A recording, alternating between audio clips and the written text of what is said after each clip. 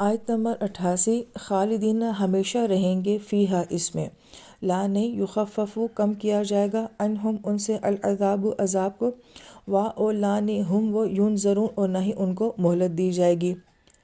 اب یہاں پہ ان کے لیے 3 باتیں کی گئی ہیں، ہمیشہ وہاں پہ رہنا ہے، تخفیف نہیں ہوگی اور مہلت بھی نہیں ملے گی۔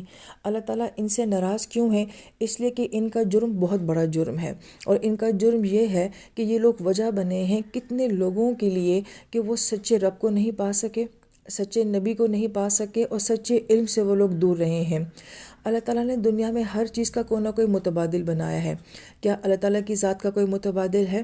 نبی علیہ السلام جیسی ہستی کا کوئی متبادل ہے؟ کیا قرآن جیسے علم کا کوئی متبادل ہے؟ ان کا کوئی متبادل نہیں ہے۔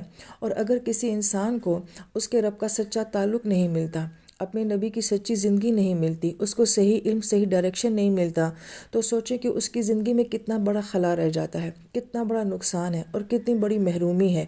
اور اس سارے نقصان کی وجہ کون لوگ بنے ہیں؟